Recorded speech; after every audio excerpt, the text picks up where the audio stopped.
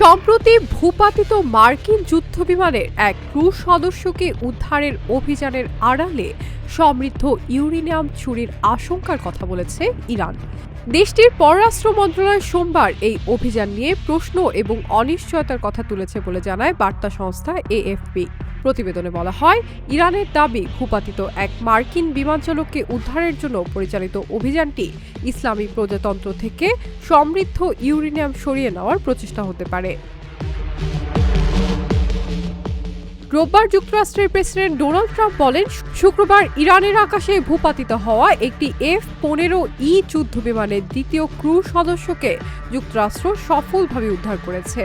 তিনি এটিকে একটি দুঃসাহসিক অনুসন্ধান এবং উদ্ধার অভিযান হিসেবে উল্লেখ করেন।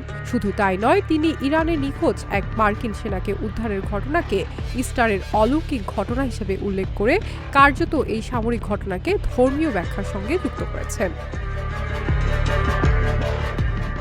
তবে ইরানের সামরিক বাহিনী এই দাবি প্রত্যাখ্যান করে। তাদের ভাষ্য, এটি ছিল প্রতারণামূলক এবং পালানোর মিশন, যা সম্পূর্ণভাবে ব্যর্থ হয়েছে। সোমবার ইরানের পররাষ্ট্র মন্ত্রণালয়ের মুখপাত্র ইসমাইল বাঘাই বলেন, অভিযানের ঘটনা প্রবাহে অনেক প্রশ্ন এবং অনিশ্চয়তা রয়েছে।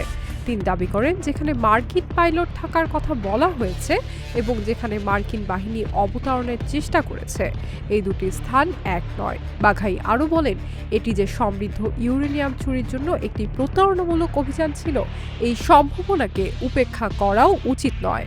তার ভাষ্য, পুরো অভিযানটি যুক্তরাষ্ট্রের জন্য একটি বিপর্যয় হয়ে দাঁড়ায়। এদিকে ইরানের সামরিক বাহিনীর দাবি, অভিযানের সময় তাদের আঘাতে কয়েকটি মার্কিন বিমান ইস্পাহান প্রদেশের দক্ষিণাঞ্চলে জরুরি অবতরণ করতে বাধ্য হয়। পরিস্থিতি সামাল দিতে যুক্তরাষ্ট্র পরে ভূপাতিত বিমানগুলোকে ব্যাপক বোমাবর্ষণ করে। Shiny Alam Chowdhury, Dhaka journal.